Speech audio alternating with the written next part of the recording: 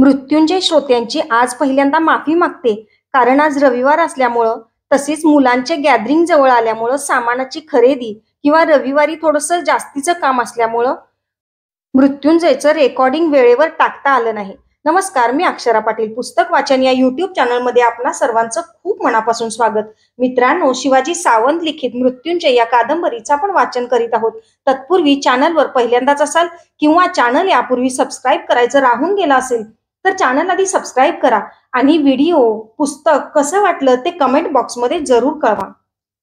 शोण 23. हरिद्वाराहून गंगा पार करून आम्ही हस्तिनापुराच्या सीमेवर आलो. 6 मासानंतर ते राजनगराचं पहिलंच दर्शन आमच्या मनात संमिश्र भावनांची अगणित कारंजी उडवीत होतं. आमचे शूर सैनिक, अग्रभागी पदाती, मध्ये अश्वसाद व सर्वात शेवटी गजदल अशी आकर्षक आणि नेत्रसुखद रचना करून आमच्याच आगमनाची वाट पाहत होते. नगरातून दिग्विजयी सैन्याची विजययात्रा निघणार होती. चित्रकाराकडून सर्व हत्तींच्या सोंडा, गंडस्थळ, कान वगैरे भागांवर मध्यंतरीच्या काळात सुंदर रंगीत कुसर कोरून घेण्यात आली होती. पाठीवर डौलदार सुवर्णी अंबाऱ्या चढवण्यात आल्या होत्या. माहुतांनी युद्धवेश टाकून सुंदर राजवेश परिधान केले होते. त्यांच्या हातातील अंकुशांना सुवर्णाचा वर्ख देण्यात आला होता. घोड्यांच्या पाठीवर सुवर्णी वेलबुट्टीची तळपणारी पालानं चढवली होती. कातडी वेग काढून टाकून रेशमी धाग्यांनी तयार केलेल्या दोरखंडाचे भगवे आकर्षक वेग चढवण्यात आले होते. हत्ती, घोडे यांची सारी पथकं पुष्पमालांनी सजवून त्यांच्या माथ्यावर कुंकुम उधळलं असल्यामुळं ती चटकन दृष्टीत भरत होती. योद्ध्यांनी लोहत्रानं उतरून रेखीव राजवेश घातले होते. त्यांच्या हातातील खड्ग, भाला, त्रिशूल यांची धारदार पाती सूर्योदयाच्या किरणात झमाझम तळपून हस्तिनापूरकरांना जणू सांगत होती, उठा, या दिग्विजयी सेनापतींचं स्वागत करा. या सर्व दिग्विजयात बाण हे शस्त्र आम्हाला अत्यांतिक उपयोगी ठरलं होतं, म्हणून सैन्याची रचना सर्व पथक प्रमुखांनी कौशल्यानं बाणाच्या आकाराचीच केली होती. या बाणाचं अग्र आता हस्तिनापुराच्या उदरात घुसणार होतं. आमचं स्वागत करण्यासाठी नदी किनारी सीमेवर केवळ 3च व्यक्ती आल्या होत्या. राजा दुर्योधन, अश्वत्थामन आणि सत्यसेन. हात उंचावून झपाझप चालत येताना हसत पायांखालची वाळू तुडवीत आपण युवराज आहोत हे विसरून दुर्योधनानं अंगराजाला कडकडून गाढ आलिंगन दिलं. हातातील टप्पोरी पुष्पमाला त्याच्या गळ्यात घालण्याचंही स्मरण त्याला क्षणभर राहिलं नाही. नंतर ती त्यानं दादाच्या कंठात चढवली. एका निशिगंधाची लहान माला मनगटात बांधताना तो थरथरत्या घोगऱ्या स्वरात म्हणाला, अंगराज, आज माझं स्वप्न साकार झालं. एक एक दिशा घेऊन दिग्विजय करणाऱ्या पांडवांना आता कळून येईल की या 4ही दिशांना एकदम दिग्विजय करणारा कोणीतरी या आर्यवर्तात जिवंत आहे, आणि तो कौरव युवराज दुर्योधनाचा सखा कर्णच आहे. त्याच्या अधर्याचं वस्त्र गंगेच्या वायुलहरींमुळं फुगलं होतं. काही न बोलता दिग्विजयी सैन्याचा सेनापती मात्र मंद हसला. अश्वत्थाम्याच्या मस्तकावर नेहमीसारखं पांढरं वस्त्र नाही हे पाहताना भुवया उंचावून त्यानं गुरुपुत्राला आलिंगन देताना विचारलं, अश्वत्थामन, आजचं तुझं वस्त्र काशायवर्णी का? कर्ण, तुझ्यासारख्या दिग्विजयी योद्ध्याचं स्वागत करायला वैराग्याचं निदर्शक असलेलं धवल वस्त्र कसं पांघरून येईन मी? त्यासाठी अलिप्त वैभवाचं निदर्शक हे काशायवर्णी वस्त्रच मी निवडलं आहे. आज प्रथमच मी माझ्या मस्तकावरच्या वस्त्रात परिवर्तन केलं आहे. आवडलं नाही की काय तुला हा वर्ण? तसं नाही, मलाही तो वर्ण आवडला आहे. सत्यसेनानं पुढं होत दादाच्या चरणांना हात लावला. काय सत्यसेन, गृहीद्वारी सर्व कुशल? या 6 मासात कुटुंबियांचं कुशल विचारणारा तो पहिलाच प्रश्न होता. तोही सत्यसेनाला. सर्व कुशल महाराज, सत्यसेन विनयानं उद्गारला. दुर्योधनाच्या हातात हात गुंफून बाणाकार सैन्य रचनेच्या मुखाग्राजवळ अंगराज मंद मंद पावलं टाकीत चालत गेला. त्याच्या दुसऱ्या हाती कुरूंचा मानबिंदू असलेला, सर्व राजांना धूळ चारलेला पुरातन असा तो राजदंड, तो मानबिंदू सूर्योदयाच्या कोवळ्या किरणात तळपू लागला. राजयात्रेची सर्व तयारी गंगा किनारी झाली होती. वर्षा ऋतूच्या आगमनाच्या चाहुलीनं चातक पक्षी उत्कंठतेनं कदंब वृक्षांच्या गर्द पर्णझडीतून आकाशात झेपावताना भेदकपणे कर्कशत होते. वर्षा ऋतू येणार होता. आता जलसंपत्तीचं दान मुक्त हस्तानं जगाला करणारा हा वर्षा ऋतू तर मला सर्व ऋतूत दानशूर वाटत आला होता. रांगोळीनं शुभसूचक स्वस्तिक चिन्ह काढून बाणाकार सैन्य रचनेच्या मुखाग्रावर सेनापतीचा रथ उभा राहील अशी सूचना आयोजकाने केली होती. त्या स्वस्तिक चिन्हाच्या चारी फाटे मिळणाऱ्या बरोबर मध्यबिंदूवर दादा उभा राहिला. त्याच्या मागं अफाट चतुरंग दली सेनासागर बाणाचा दंड आणि शेपटाचा आकार धरून उभा होता. एक सजवलेला रथ घेऊन राजसारथी प्रतिकामन सामोरा आला. त्या रथाला 6 घोडे जोडण्याची व्यवस्था असतानाही 5च घोडे जोडले होते. ते सर्वच धवलवर्णी होते, पण मोकळी असलेली पहिली जागा पटकन जाणवत होती. का प्रतिकामन? रथाला 5च घोडे का? स्वस्तिकात उभ्या राहिलेल्या सेनापतीनं कपाळ उंचावीत विचारलं. या रथाची ही प्रथाच आहे. पूर्वी हा रथ राजमाता कुंती देवी उपयोगात आणीत होत्या. तेव्हापासून सर्व सारथी याला 5च घोडे जोडत आले आहेत, म्हणून मीही तेवढेच जोडले महाराज. प्रतिकामन थरथरत होता. आपला काही अपराध नाही हे त्याला सांगावयाचं असावं. मग इथं आणण्यासाठी राजवाड्यावर तुला दुसरा रथ सापडला नाही की काय? अंगराज, तसं नाही. राजवाड्यावर तसे शेकडो रथ पडले आहेत, पण मीच प्रतिकामनला तशी आज्ञा दिली होती. तुझं सर्व नगरजनांना दर्शन व्हावं अशी माझी इच्छा आहे. त्यासाठी कुठल्या तरी रथाच्या छताचा घुमट काढूनच टाकावा लागणार होता. काढायचाच तर मग तो राजमाता म्हणवणाऱ्या कुंतींच्या रथाचा काढला तर काय बिघडलं? राजा दुर्योधन हसत म्हणाला. त्याचे घारे डोळे चमकत होते. छान. युवराज, जितक्या काटेकोरपणे मी माझं सैनिक मरू देण्याचं टाळलं आहे, तेवढ्याच बारकाव्यानं तू राजवाड्यावरचा अचूक रथ निवडून कुरूंचा एक रथ वाचवला आहेस. पण 5 घोड्यांनी तो विशोभित दिसतो हे तुझ्याही लक्षात कसं आलं नाही? ती एकच अपूर्णता मी आत्ता भरून काढतो. माझा वायुजीत त्याला जोडून टाकतो. स्वस्तिकाच्या मध्यावरून बाहेर येत अंगराजानं माझ्या हातातील वायुजिताचे वेग धरून त्याला ओढून नेऊन स्वतःच्या राजरथाच्या मोकळ्या जागेवर बांधला. इतर 5 घोड्यांपेक्षाही तो आर्यवर्ताची भरारी मारणारा दमदार वायुजीत काकणभर उंचच दिसू लागला.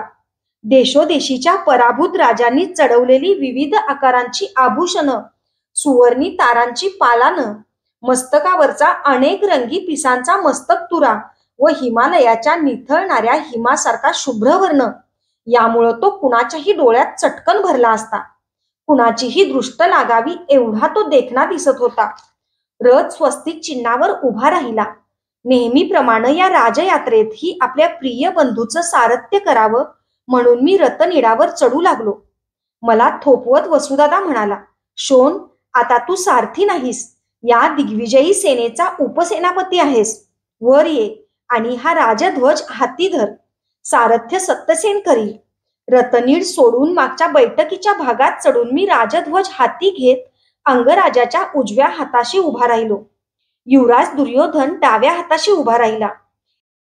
त्याच्या डाव्या हाताला अश्वत्थामन उभा होता. त्याचं काशाई वस्त्र फरफरत होतं. सर्वांमध्ये अंगराज दोन्ही हात जोडून उभा राहिला. त्यानं सेनापतीचा वेश उतरवण्याच्या कल्पनेला स्पष्ट नकार दिल्यामुळं थोडासा मळकट असाच वेश त्याच्या शरीरावर होता, पण त्यातूनही तो आम्हा चौघात स्पष्ट उठून दिसत होता. एकतर त्याच्या हातात कुरूंचा दिग्विजयी राजदंड होता, शिवाय आम्हा सर्वात तो अधिक उंचही होता. भोवतीच्या योद्ध्यांनी चंपक, निशिगंध, प्राजक्त, अनंत आणि सुरंग अशी सुगंधी पुष्प त्याच्यावर उधळली. कुमकुमाच्या उधळलेल्या मुठी मुठींनी अवकाश कोंदून गेलं. कुणीतरी कंठरवानं घोषणा दिली, दिग्विजयी सेनापती अंगराज कर्ण महाराजांचा विजय असो. बाणाकार सैन्य रचनेतील लक्ष लक्ष कंठ गरजू लागले. आकाशाचा भव्य निळा वितानही त्या गर्जनांना थरथरू लागला. वृक्षांची पानं, तृणांची पाती स्पुंदू लागली, तीही गरजू लागली. जय जय, मृदुंग, शंख, रणभेरी, डिंडीम, आणक, तंतुविना, गोमुख, नगारे अशी एकमेकांवर ताण करणारी वाद्य एकदमच गरजू लागली. घोषणांची आणि त्या वाद्यांची जणू भेदक स्पर्धाच चालली. सत्यसेनानं वेग झटकताच रथाचे घोडे हलले, बाण सरकू लागला. दिग्विजयाची विजय यात्रा सुरू झाली. माझं मन अभिमान, आनंद, प्रेमभाव, वीरश्री अशा अनेक भावनांनी भरून गेलं. हेच ते आर्यवर्तातील सर्वात श्रेष्ठ हस्तिनापूर होतं, जिथं संकुचित मनानं मी आणि वसुदादानं पहिलं पाऊल टाकलं होतं. आणि आज आज नगराच्या मार्गावर, चौका चौकात, सौंधा सौंधावर अनेक नगरजन, स्त्री पुरुष आपल्या नेत्रांच्या निरांजनाने माझ्या दिग्विजयी ज्येष्ठ बंधूला ओवाळताना मी त्याच्या शेजारी राहून पाहणार होतो. बस एक क्षणभरच मला वाटलं की आता जीवनाची यात्रा संपावी. सर्वात श्रेष्ठ मृत्यू कोणता? मनाच्या समाधानाच्या अत्युच्च शिखरावर असताना मानवाला गाठतो तो. माझ्या डोळ्यात त्या विचाराने 2 अश्रुबिंदू उभे राहिले. या सर्व प्रसंगांचा दादाच्या मनावर किती सखोल परिणाम झाला असेल ते पहावं म्हणून मी त्याच्या मुद्रेकडे पाहिलं. तो एकदम शांत होता, नदीच्या डोहासारखा निस्पंद. आत्माभिमानानं इतरांचं आपल्यावरील अलोट प्रेम पाहून कुणातही निर्माण होणारी भावनेची सहज कातरता, कसला तरी स्वसुखाचा कोलाहल, उचंबळ असली एखादी पुसटशी छटाही त्याच्या मुखावर नव्हती. कुरूंच्या राजसभेतील चंद्राच्या प्रतिमेसारखं त्याचं मुख नुसतं तेजाची वलय फेकीत होतं. उगवतीच्या सूर्यबिंबासारखं ते शांत, निश्चल होतं. विजय बाण हळूहळू नगराच्या दिशेनं पुढं सरकू लागला. आम्हाला पराक्रमाची स्फूर्ती देऊन 2 सुतपुत्रांचं 2 पराक्रमी सेनापतींमध्ये रूपांतर करून स्वागताला सिद्ध झालेलं हस्तिनापूर 6 मासांच्या दीर्घ कालावधीनंतर आमच्या समोर आलं. घोषणांचा पाऊस पडत होता. आनंदोर्मीची शेतं फुलत होती. कणन कण चैतन्यानं हिंदोळत होता. असा शुभ दिन या नगरानं आपल्या जन्मापासून आजतागायत कधीतरी पाहिला असेल काय? 2 सुतपुत्रांचा हजारो क्षत्रियांनी कधी आणि कुठल्या तरी एवढ्या निर्भळ, निरामय स्नेहानं, भक्तीनं जय जयकार केला असेल काय? या विचारांनीच आनंदाश्रूंच्या सरी माझ्या नेत्रातून सरासर ओघळू लागल्या. जीवन कृतकृत्य झाल्याचं त्यात अखंड आणि अनंत काळाचं महान समाधान होतं. त्या सरी टिपाव्यात असंही मला वाटेना. त्या ओघळत राहाव्यात, अखंड आणि अनंत काळासाठी तशाच ओघळत राहाव्यात असंच मला वाटलं. डोळ्यातल्या अश्रुबिंदूंमुळं समोरचं नगर मला अस्पष्ट दिसू लागलं. वृक्ष, वास्तू, गोपुरं, मंदिरं धुसर वाटू लागली. पण एका पर्णकुटीची अस्पष्ट आकृती दिसताच मी डोळे उत्तरेयानं टिपले. पर्णकुटीचं अपार महत्व दादानं मला चंपानगरीत शिकवलं होतं, म्हणून मी त्या पर्णकुटीकडं एकटक पाहू लागलो. ती विदुरांची पर्णकुटी होती. कवाडात एक धवल वस्त्रधारी मूर्तीवत अशी ठेंगणी स्थूल स्त्री उभी होती. लांबून ती नीट ओळखू येत नव्हती, पण विजय यात्रा पाहण्यासाठी ती स्त्री टाचा उंचावीत होती. आमचा रथ विदुरांच्या पर्णकुटी समोर आला. ती स्त्री अधिक स्पष्ट दिसू लागली. नगरातील कोणतीही स्त्री अशा पद्धतीनं सरळ द्वारात उभं राहू शकण्याचं धाडस करू शकली नसती, म्हणून मी आश्चर्यानं निरखून पाहिलं. त्या राजमाता कुंतीदेवी होत्या. पर्णकुटीतून एक आश्रम कन्या जलाचा कुंभ घेऊन लगबगीनं बाहेर आली. तिला थांबवून राजमातेनं तिच्या हाती एक करंडक देत तिला काहीतरी सांगितल्याचं मी पाहिलं. पुढं येत आश्रम कन्येनं जलाचा कुंभ घोड्यांच्या खुरावर रिता केला. सत्यसेनाला ती म्हणाली, सेनापती थोडे खाली उतरतील काय? मी त्यांच्या भाली कुंकुम तिलक रेखणार आहे. नाही, सत्यसेनाला दुर्योधनाची तशी आज्ञा असावी म्हणून तो म्हणाला. सत्यसेन, वेग आखड, मी खाली उतरणार आहे. अंगराजांचा धीर गंभीर आवाज घुमला. रथ थांबताच दादा उडी घेऊन खाली उतरला. त्या धीट आश्रम कन्येनं त्याच्या भव्य कपाळावर कुंकुम तिलक रेखला.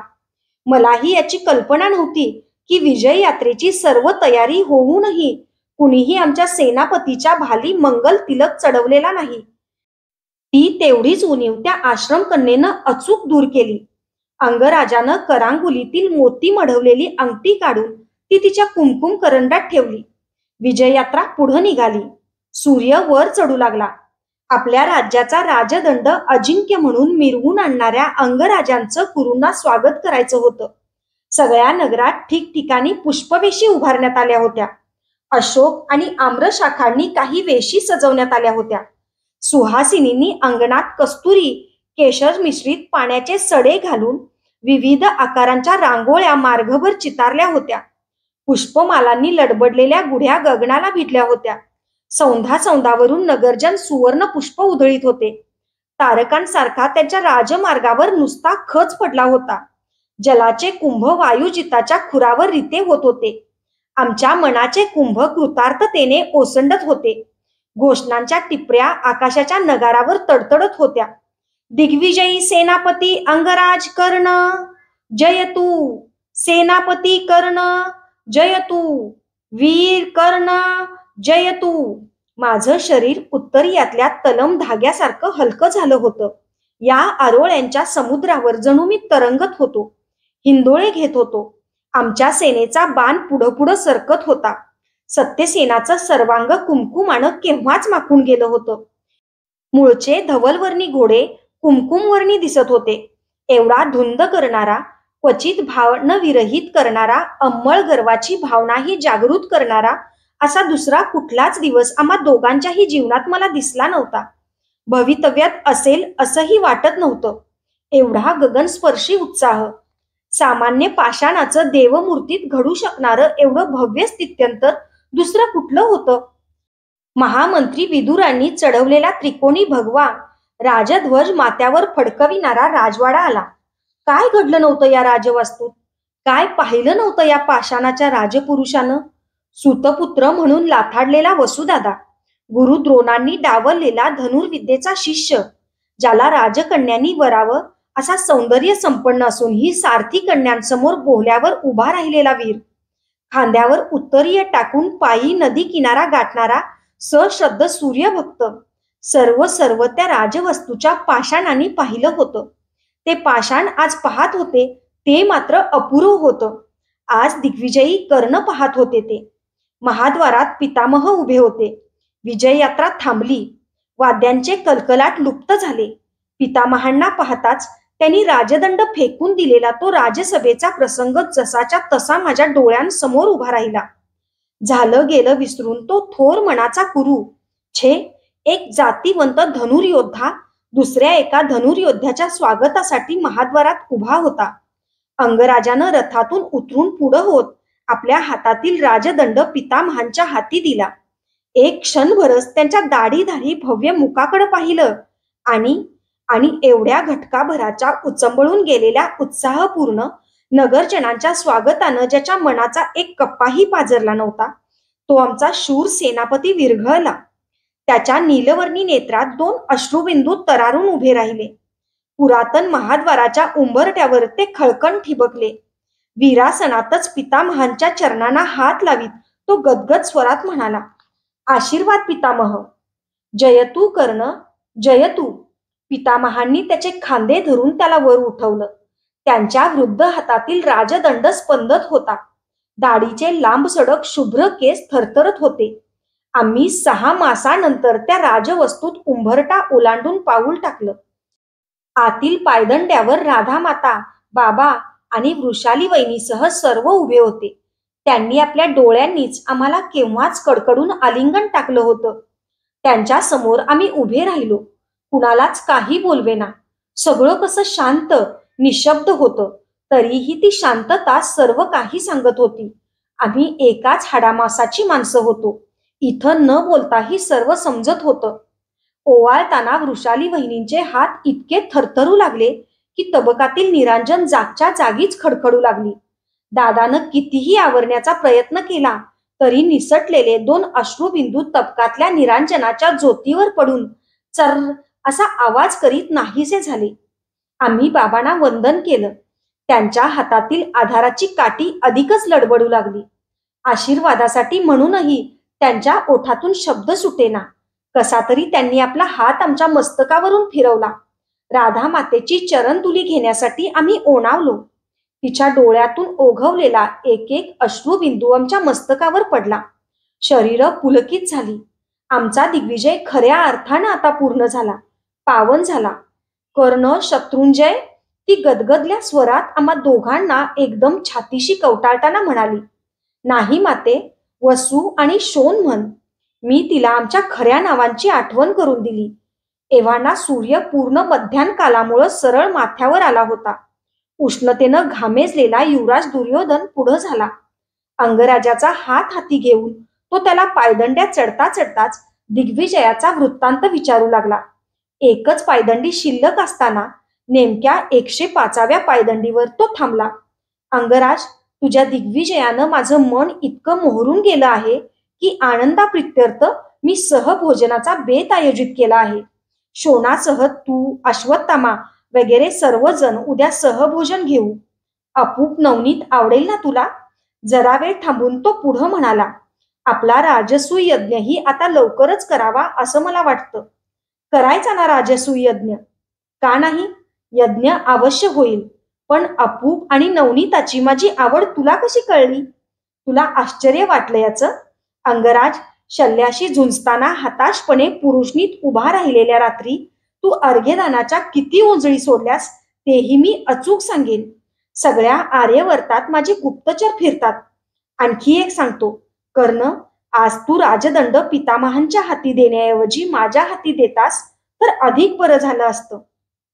युवराज, तो तुझ्या हाती असल्यासारखंच आहे. कोणत्याही निर्वाणीच्या घोर प्रसंगी पितामह आता तुझ्यासाठी शस्त्र उचलतील. त्यांचं तसं करणं भाग व्हावं यासाठीच मी तो त्यांच्या हाती जाणून बुजून दिला आहे. अंगराज, दुर्योधन आणि पितामह हा त्रिकोण आता कधीही तुटणार नाही. त्यानं शेवटच्या पायदंडीवर पाय ठेवला. नेहमी गूढ बोलणारा अश्वत्थामा कसल्या तरी सखोल विचारात दंग होता. आम्ही सभागृहातील चंद्रप्रतिमेचं दर्शन घेण्यासाठी चाललो. वैशाखाची उन्ह रणरणत होतं. ज्वाला लहलहत होत्या. धन्यवाद. अशाच नवनवीन आणि विविध विषयांवरच्या कथा, कविता आणि पुस्तकांसाठी पुस्तक वाचन बाय अक्षरा पाटील हे चॅनल सबस्क्राईब करा आणि कथा, कविता, पुस्तक वाचन कसं वाटलं ते कमेंट बॉक्समध्ये जरूर कळवा. थँक्यू.